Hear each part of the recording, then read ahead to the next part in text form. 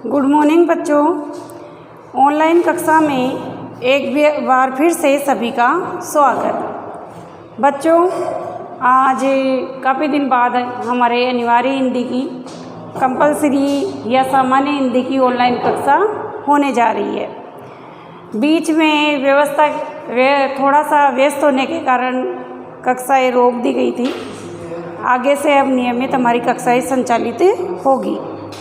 बच्चों, हम सामान्य हिंदी के अंतर्गत अपने NCERT के अनुसार हमारा जो नया पाठ्यक्रम निर्धारित किया गया है उसके अनुसार अपने सिलेबस का, अपने पाठ्यक्रम का निरंतर रेगुलर अध्ययन कर रहे हैं, स्टडी कर रहे हैं। और व्याकरण के अंतर्गत हम देखें तो बहुत कम व्याकरण आपके रखी गई है, जैसे निबंध, पत्र या रचना लेखन कुछ बिंदु रखे गए हैं। इसके अलावा तो अभिव्यक्ति और माध्यम पुस्तक आपके रखी गई है, वो मैंने आपको पहले बता दी थी। और सिलेबस का हमने जो प्रारंभ किया है उसमें हमारे आरोह भाग 2 और वितान भाग 2 दो पुस्तकें रखी गई है। तो बच्चों, कुछ बिंदु तो हमने अपने अपठित गद्यांश और पद्यांश, अभिव्यक्ति और माध्यम पुस्तक से, जैसे पिक्चर लेखन है, अनुच्छेद लेखन है आदि का अध्ययन किया। इसके अतिरिक्त हम आरोह भाग पुस्तक 2 जो पाठ नंबर 2 से, भाग नंबर 2 से हमारे यहाँ पर रखी गई है, उसके अंतर्गत हमने 2 पाठों का, 2 अध्यायों का या 2 लेसनों का हमने अध्ययन कर लिया है।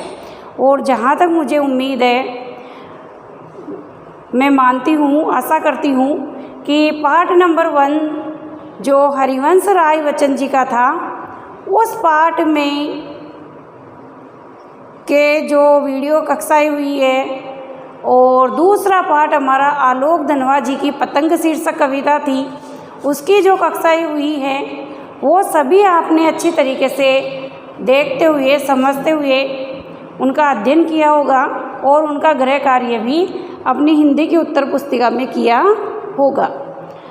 आज की बच्चों जो हमारी वीडियो कक्षा होने जा रही है, इसमें हम अपनी आरोह पाठ्य पुस्तक से, कौन सी पाठ्य पुस्तक? आरोह पाठ्य पुस्तक से ही अगला अध्याय, अगला चैप्टर, पाठ नंबर 3, जिनमें जो टाइटल है, जो शीर्षक है वो कुंवर नारायण है। अर्थात कुंवर नारायण कवि का नाम यहाँ पर दिया गया है। तो कुंवर नारायण की कविताओं का हम अध्ययन करेंगे।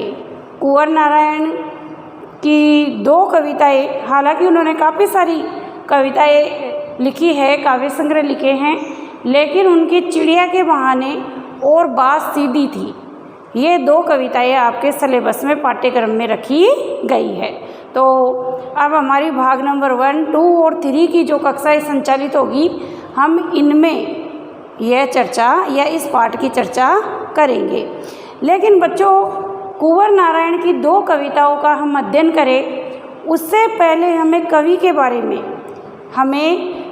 बारे में, कुंवर नारायण जी के बारे में जानना आवश्यक है, क्योंकि इंट्रोडक्शन के रूप में इनका जन्म परिचय, साहित्य परिचय, इनके पुरस्कार ये दिए गए हैं।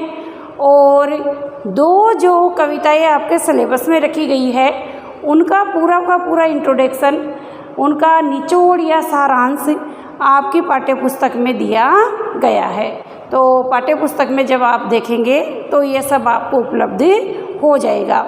और वीडियो को देख करके, आप जब वीडियो का अध्ययन करके एक बार खुद पाठ्यपुस्तक में देखेंगे तो अच्छे तरीके से आपको समझ में भी आ जाएगा।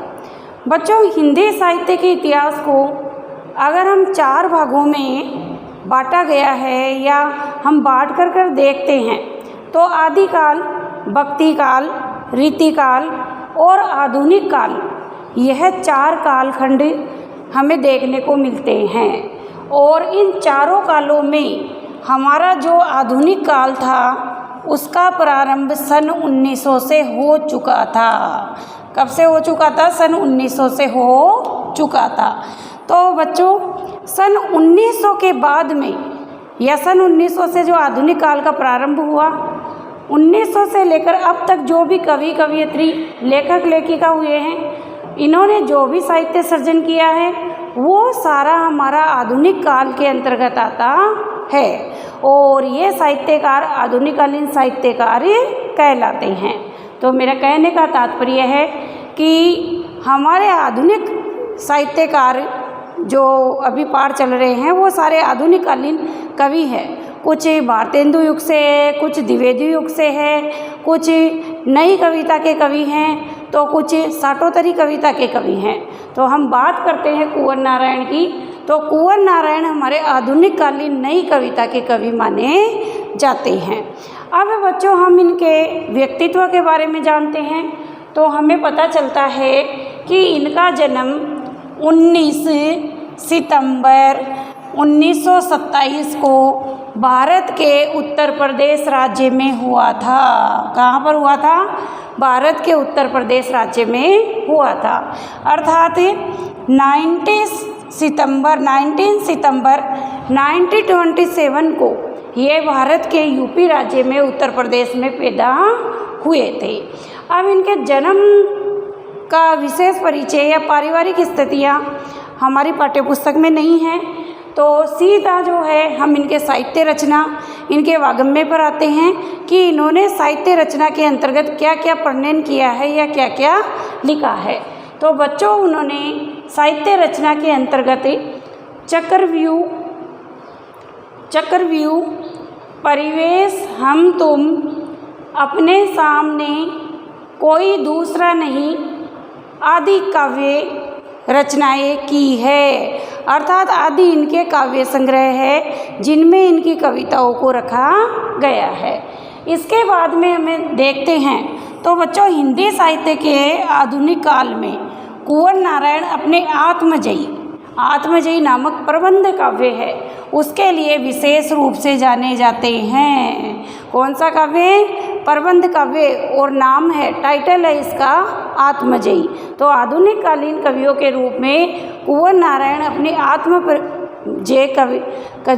आत्मजयी प्रबंध काव्य है उसके लिए प्रसिद्ध रहे हैं। क्योंकि बच्चों काव्य में भी महाकाव्य, खंड काव्य, प्रबंध काव्य कई भेद होते हैं। तो जिस प्रकार जायसी पद्मावत महाकाव्य के लिए प्रसिद्ध है, तुलसी अपने रामचरितमानस महाकाव्य के लिए प्रसिद्ध है, उसी प्रकार कुंवर नारायण आधुनिक कालीन कवियों में अपने प्रबंध काव्य आत्मजयी के लिए जाने जाते हैं। इसके अतिरिक्त यह एक कवि होने के साथ साथ लेखक भी रहे हैं। क्योंकि बच्चों इन्होंने न केवल पद्य में अर्थात काव्य के अंतर्गत अपितु इन्होंने गद्य साहित्य में अर्थात एक गद्यकार के रूप में, एक लेखक के रूप में भी साहित्य रचना की है। इन्होंने आकारों के आसपास नामक एक कहानी संग्रह लिखा है। तो इनके द्वारा रचित जो कहानियाँ हैं वो आकारों के आसपास नामक टाइटल से, शीर्षक से प्रकाशित हुई है। इसके बाद में आज और आज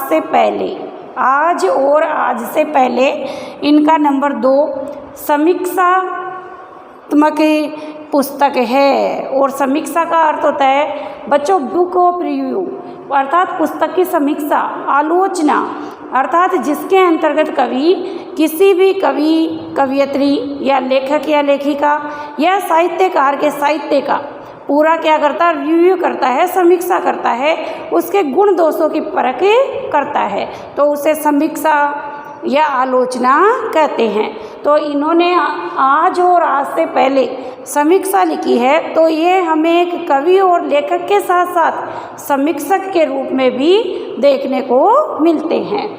साथ साथ इन्होंने मेरे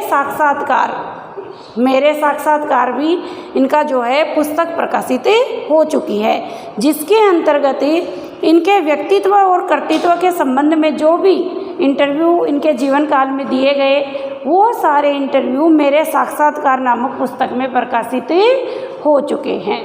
तो बच्चों यह एक कवि होने के साथ साथ अच्छे लेखक भी रहे हैं। अब बच्चों एक अच्छे कवि हैं या लेखक हैं या कहे कि एक उच्च कोटि के साहित्यकार है, तो इन्हें पुरस्कार या अवार्ड मिलना तो हम कह सकते हैं एक नॉर्मल सामान्य बात हो सकती है।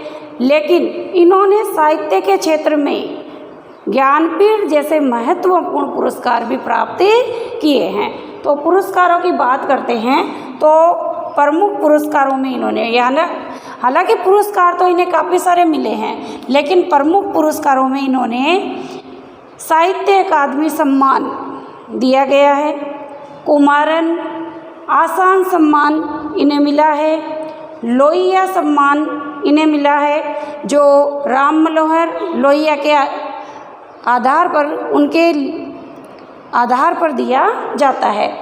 इसके अतिरिक्त इन्हें व्यास सम्मान और मुंशी प्रेमचंद के आधार पर दिया जाने वाला प्रेमचंद सम्मान जो उनकी स्मृति में दिया जाता है। इसके अलावा कबीर की स्मृति में दिया जाने वाला कबीर सम्मान और ज्ञानपीठ सम्मान जो दिल्ली साहित्य अकादमी द्वारा उच्च कोटि के लेखकों को, कवियों को या साहित्यकारों को दिया जाता है।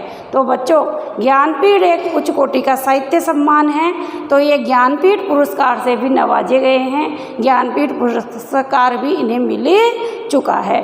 तो बच्चों, ये तो इनका जो व्यक्तित्व था वो हमने जाना, जिसमें हमने इनके जन्म के बारे में, इनके साहित्य सर्जन के बारे में, इसके अतिरिक्त इन्हें साहित्य के क्षेत्र में योगदान देने के लिए जो पुरस्कार दिए गए हैं उनके बारे में हमने जाना।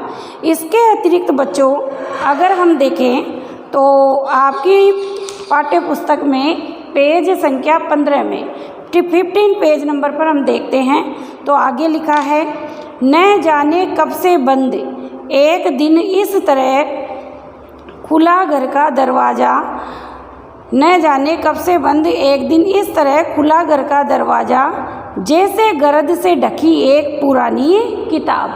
अर्थात कवि कह रहा है कि एक दिन मैंने घर का दरवाज़ा खोला तो उस दरवाजे के अंदर मैंने देखा कि वो इतना गंदा है, गरज से, धूल से, डस्ट से भरा हुआ है, जैसे कि मानो किताब पड़ी रहती है, उसे रद्दी समझकर फेंक दिया जाता है और वो फट जाती है। तो उसी तरह कवि यहाँ पर कह रहा है कि मैंने मेरे घर का दरवाज़ा खोला तो मुझे ऐसी स्थिति देखने को मिली। यह कह सकते हैं कि कवि इसमें जो है अपने जीवन अनुभव को अभिव्यक्त कर रहा है।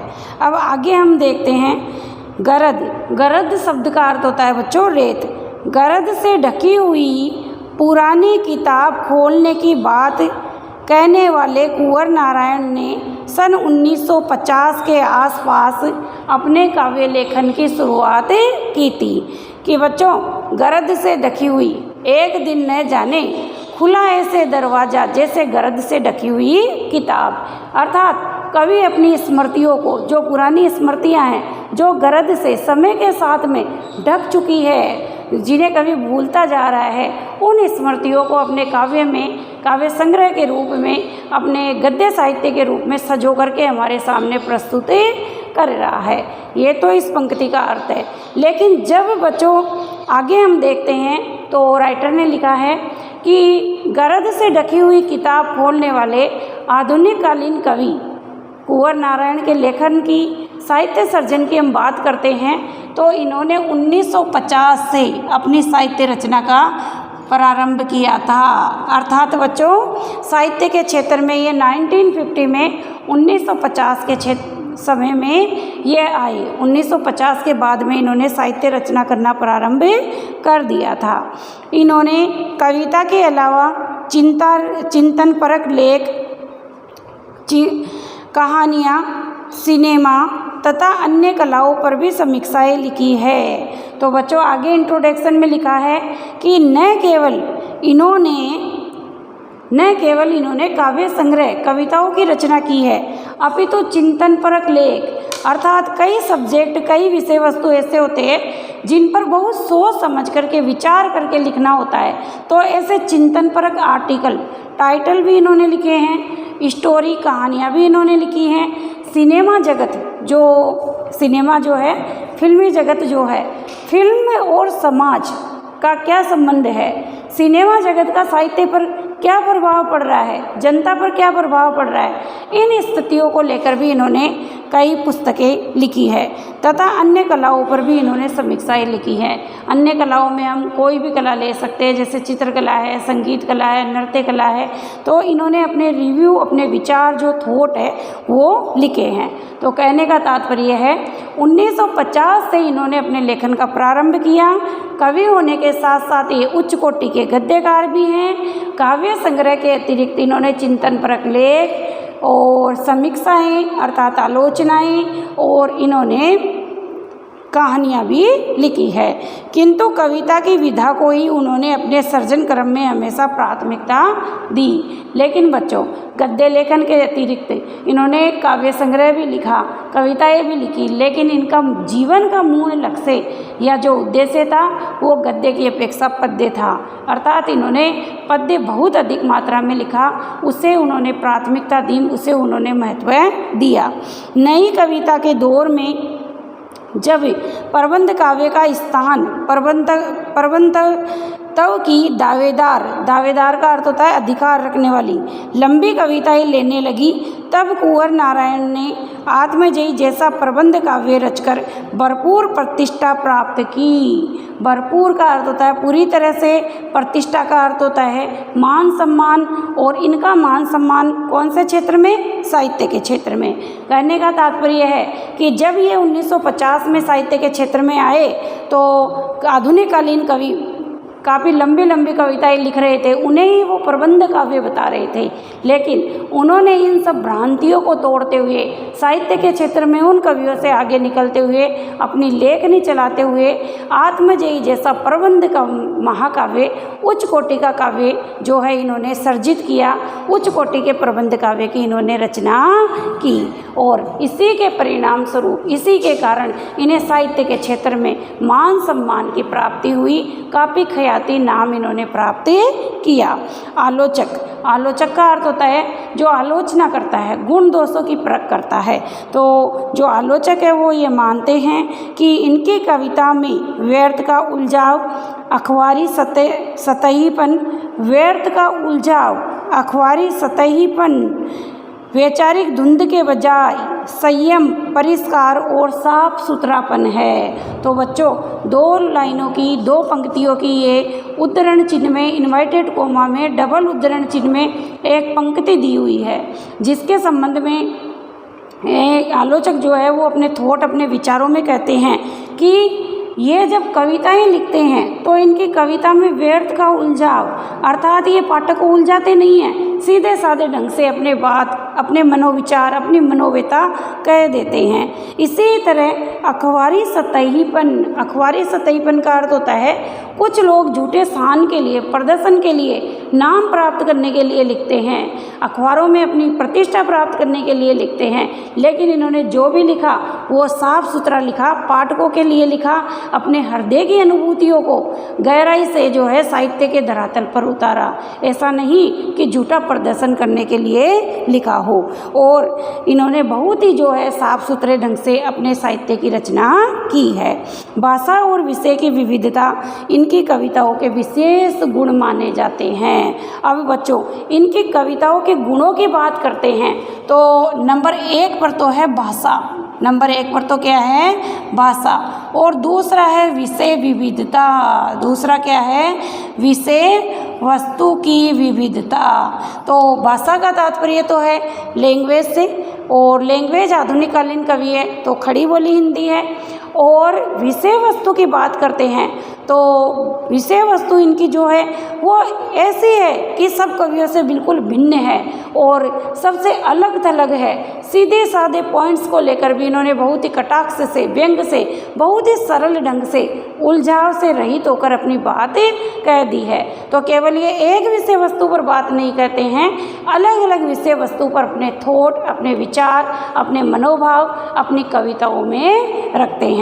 तो अगर आपके मान लीजिए पूछ लिया जाता है, क्वेश्चन आ जाता है कि कवि कुंवर नारायण के साहित्य की, काव्य संग्रह की काव्य की क्या विशेषता है, तो भाषा की विविधता, भाषा शैली है उसकी स्पष्टता और विषय वस्तु की विविधता इनकी काव्य रचनाओं की काव्य संग्रह की विशेषता है, या साहित्य की विशेषता भी हम कह सकते हैं। और ये आगे लिखा है, इनमें यथार्थ का खुरदरापन भी मिलता है और सहज सौंदर्य भी। खुरदरापन का अर्थ होता है मूल तत्व, ठोस बात, अर्थात केवल इनके काव्य के गुणों की हम बात करते हैं तो केवल लैंग्वेज की स्पष्टता और विषय वस्तु की विविधता ही देखने को नहीं मिलती, अपितु यथार्थ का खुरदरापन देखने के साथ साथ शिल्प का सौंदर्य, कला पक्ष का सौंदर्य भी देखने को मिलता है। अर्थात ये जो बात कहते हैं वो इनकी यथार्थ अनुभूतियों पर आधारित होती है। इसके बाद में लिखा हुआ है कि सीधी घोषणाएं एवं फैसले उनकी कविताओं में नहीं मिलते, क्योंकि जीवन को मुकम्मल तौर पर समझने वाला एक खुलापन उनके कवि स्वभाव की मूल विशेषता है। इसीलिए सहज संशय सभ्रम प्रश्नानुकूलता उनकी कविता के बीज तत्व है।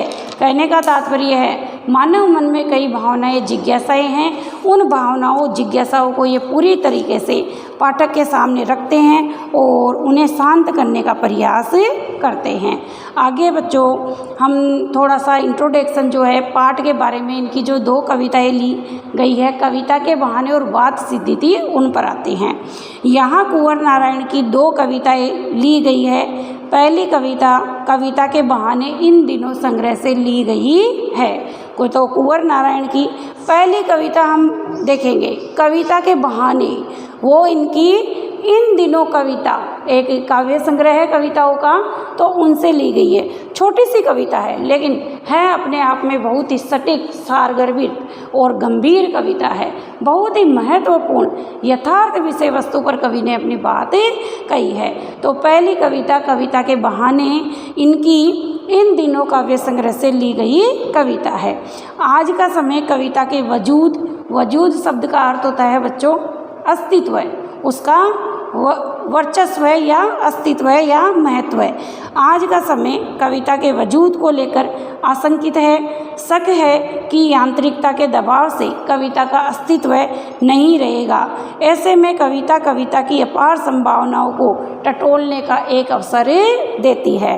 तो बच्चों जो ये लाइनें हैं उनका अभिप्राय या तात्पर्य यही है कि आज जो यंत्रों से परिपूर्ण, भौतिक सुख सुविधाओं से परिपूर्ण दिखावटी माहौल में हम जो जी रहे हैं, उसमें हमारे अंतरात्मा की जो अनुभूतियां हैं, हमारी जो मनोभावनाएं हैं, हमारी कोमल जो उद्भावनाएं हैं वो समाप्त होती जा रही है। हम अपनी कोमल भावनाओं को दबा रहे हैं और बच्चों कवि कविता में कोमल भावनाओं की ही अभिव्यक्ति करता है। और जब एक कवि ही अपनी कोमल भावनाओं को कविता में दबा देता है, उन्हें समाप्त कर देता है और यांत्रिकता भरा हुआ जीवन, दिखावटी जीवन या दिखावटी माहौल पर काव्य रचना करता है या कविता रचना करता है, तो उसे सही ढंग से या सही अर्थों में हम कविता नहीं कह सकते हैं।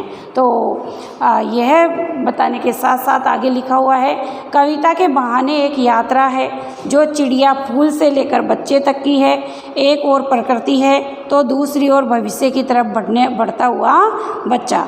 कहने की आवश्यकता नहीं है कि चिड़िया की उड़ान की सीमा है, फूल के खिलने के साथ उसकी परिणति शब्द का अर्थ होता है समाप्ति निश्चित है, लेकिन बच्चे के सपने भी असीम है। बच्चों के खेलने में किसी भी प्रकार की सीमा का अर्थात स्थान नहीं होता, क्योंकि बच्चों ये कविता के बहाने कविता का निचोड़ है जो आपको मैं समझा देती हूँ कि पहले कवि चिड़िया का उपादान चिड़िया को लेता है और चिड़िया का संबंध प्रकृति से है। हालांकि पक्षी है लेकिन प्राकृतिक वातावरण में घूमता है, प्रकृति के बीच रहता है। चिड़िया के माध्यम से अपनी बात कही है और चिड़िया सुबह बच्चों के लिए दाने लाने के लिए निकलती है, शाम तक अपने घोंसले में वापस आ जाती है। इसी तरह बच्चे खेलते हैं, खेल खेल में वो जो है समाज जाति पात आदि का कोई बंधन नहीं रखते हैं और निष्फिक्र होकर वो प्रेम भाव से सद्भावना से एक दूसरे से खेलते हैं, लेकिन शाम को वो भी घर आ जाते हैं। किंतु एक कवि की कोई सीमा नहीं है। कवि कविता जो है अनंत रूप से लिखता है तो लिखे ही चला जाता है। आगे लिखा है, कविता में शब्दों का खेल है और इन खेल में जड़, चेतन, अतीत, वर्तमान और भविष्य के सभी उपकरण मात्र है। इसीलिए जहाँ कहीं भी रचनात्मक ऊर्जा होगी वहाँ सीमाओं के बंधन स्वयं ही टूट जाएंगे, चाहे घर की सीमा हो, विषय की सीमा हो या भाषा की सीमा हो। तो कहने का तात्पर्य है कि कवि बताना चाह रहा है कि कवि जब कविता लिखता है तो वो शब्दों का, शब्द रूपी तत्वों का, उपकरणों का, उपादानों का प्रयोग करता है और अपनी कोमल कल्पनाओं को शब्दों के माध्यम से वो उतार करके पाठकों के सामने रखता है।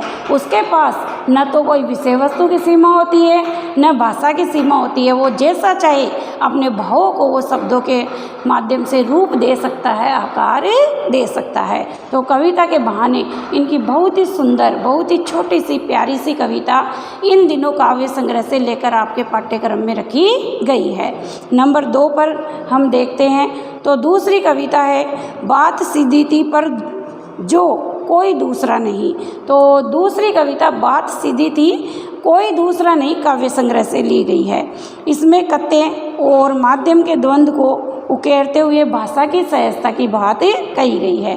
तो भाषा कैसी होनी चाहिए, शैली कैसी होनी चाहिए, उसके संबंध में कवि अपने अंतर्मन का जो द्वंद्व है, अपने विचार है, अपनी मानसिकता है, वो हमारे सामने रख रहा है। हर बात के लिए कुछ खास शब्द नियत होते हैं। नियत शब्द का अर्थ होता है बच्चों निर्धारित होते हैं, और उन्हीं निर्धारित शब्दों में कवि जो है अपने विचारों का, अपनी कविता का खाका खींचता है। अर्थात जिस प्रकार हम कार्य निश्चित समय सीमा में, निश्चित समय अवधि में करते हैं, उसी प्रकार कवि भी एक खाका, थोता जो ढांचा होता है वह बना लेता है और उस ढांचे के माध्यम से अपने शब्दों को, अपने भावों को भाषा के माध्यम से, शब्दों के माध्यम से, कल्पनाओं के माध्यम से आकार देता है। अब जब तक इन शब्दों को हम एक दूसरे के पर्याय रूप में जानते रहे हैं, सभी का विशेष अर्थ होता है। अच्छी बात या अच्छी कविता का बनना और सही बात का सही शब्दों से जुड़ना होता है। और जब ऐसा होता है तो किसी दबाव या अतिरिक्त मेहनत की ज़रूरत नहीं होती। सहूलियत अर्थात बहुत ही सही ढंग से, बहुत ही सरल तरीके से सब कुछ एक साथ हो जाता है। तो कहने का तात्पर्य है, कवि के पास सरल सहज भाषा रहती है, भाषा की स्पष्टता, सरलता रहती है, विषय वस्तु की विविधता रहती है, कोमल और अच्छी कल्पनाएं रहती है। तो कवि अपने हृदयगत भावों को, विचारों को, मनोव्यताओं को, कोमल उद्भावनाओं को सरल सहज तरीके से अपनी कविता में उतार देता है। तो बच्चों, आज की जो वीडियो कक्षा संचालित हुई उसमें हमने कुंवर नारायण जी का व्यक्तित्व और कर्तृत्व जानने के साथ साथ कविता के बहाने और बात सीधी थी, इसका निचोड़ और निष्कर्ष देखा। अब भाग नंबर 2 की कक्षा में हम व्याख्याएं अध्ययन करेंगे।